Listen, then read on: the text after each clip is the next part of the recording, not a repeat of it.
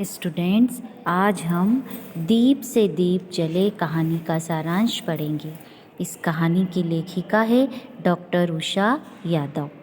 इस कहानी में बताया गया है 13-14 साल की उम्र का नितिन नाम का लड़का गर्मी की दोपहर में धूप और गर्मी की परवाह किए बिना एक बैग में कपड़े के झोले लेकर चला जा रहा था।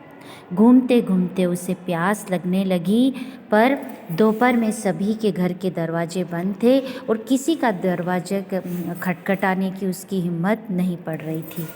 तभी एक मकान में एक महिला खड़ी दिखाई दी। नितिन वहाँ गया और उस महिला से कहा, सुनिए आंटी। नितिन की बात पूरी भी नहीं हुई थी कि उस महिला ने बीच में ही कहा, नहीं नहीं, हमें कुछ नहीं चाहिए, हम बाजार से ही सारा सामान खरीदते हैं। नितिन ने फिर कहा, मेरी बात तो सुनिए आंटी। वह महिला, जिसका नाम रमा था, वह कई बार इस तरह सामान बेचने वालों से ठगी जा चुकी थी। वह झुंझलाकर सोचने लगी, ये लड़का तो पीछे ही पड़ गया। तभी नितिन ने जल्दी से अपनी बात कही, आंटी, आपके यहाँ एक गिलास पानी मिलेगा? रमा ने कहा, पानी? अरे पानी तो ज़रूर मिलेगा। वह अंदर जाकर पानी लेकर आई और नितिन को पीने के लिए पानी दिया। जब नितिन ने पानी पी लिया तो रमा ने उससे पूछा, तुम कौन सा सामान बेच रहे हो? नितिन ने कहा, जी कुछ नहीं। तब रमा ने आश्चर्य से पूछा, फिर इतनी दोपहर में क्यों घूम रहे हो? नितिन ने रमा से पूछा, आंटी, आपके यहाँ क्या पॉलीथीन में सामान आता है? रमा ने कहा, हाँ। तब नितिन ने अपने बैग में से एक कपड़े का झोला निकाला और रमा को देते हुए कहा, प्लीज़ आंटी, अब से इस कपड़े के झोले में ही सामान लाया कीजिए। रमा ने आश्चर्य से पूछा, क्यों? तब नितिन ने कहा, आंटी, हमारे मोहल्ले में कुछ दिन पहले एक गाय की मृत्यु हो गई थी। सब लोगों को लग रहा था कि गाय की मृत्यु जहर को खाने से हुई है, किंतु जब गाय का पोस्टमार्टम किया गया तब पता चला उसकी आंतों में पॉलीथीन की थैलियाँ फंस गई थी, इसीलिए उसकी मृत्यु हुई थी। रमा के मन में नितिन के प्रति अपार स्नेह उभर आया। उसने नितिन से कहा, बेटा, तुम्हारे मन में जीव जंतुओं के प्रति कितनी दया है।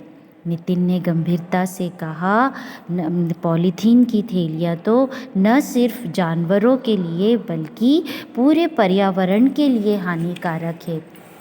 रमा सोचने लगी कि इतनी गंभीर बात को वह आज तक नहीं समझ सकी, उसे इतने छोटे से बच्चे ने कैसे समझ लिया। सचमुच यह पॉलीथीन की थैलियाँ हमारे पर्यावरण के लिए बहुत ही हानिकारक है। ये ज़मीन का उपजाऊपन नष्ट करके उसे बंजर बना देती हैं। जलाने पर इनसे निकलने वाला विषैला धुआं हमारे पर्यावरण को जहरीला बना देता है। ये थैलियाँ घर की मोरियों और नदी नाली में जाकर पानी के बहाव को रोक देती है और जानवरों के पेट में जाकर उनकी जान ले लेती है। फिर भी हम अपनी थोड़ी सी सुविधा के लिए पॉलीथीन का प्रयोग करना बंद नहीं करते। रमा ने नितिन से कहा, आज से मैं कपड़े के झोले में ही अपना सामान लाया करूँगी। रमा ने नितिन से पूछा, तुम्हारे पास इतने सारे कपड़े के झोले कहाँ से आए? तब नितिन ने कहा, मेरे घर में पुराने कपड़ों का ढेर था। मैंने अपने जन्मदिन पर अपनी माँ से कहा, माँ, उन कपड़ों के झोले सिलकर दे दो। मैंने संकल्प लिया है कि मैं घर घर जाकर इन झोलों को बांटूंगा और पॉलीथीन के विरोध में कार्य करूंगा। नितिन की बातों से रमा बहुत प्रभावित हुई। उसने कहा, पुराने कपड़ों का ढेर मेरे घर में भी है। मैं भी उनसे झोले तैयार कर कॉलोनी के घरों में पहुंचाऊंगी और जिस तरह तुमने मेरे अंदर पर्यावरण सुरक्षा की चेतना जगाई है, मैं भी दूसरों के मन में पॉलीथीन के विरोध में चेतना जगाऊंगी।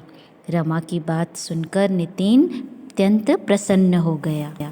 इस कहानी से हमें यह शिक्षा मिलती है कि पर्यावरण की सुरक्षा के लिए हमें पॉलीथीन का प्रयोग नहीं करना चाहिए।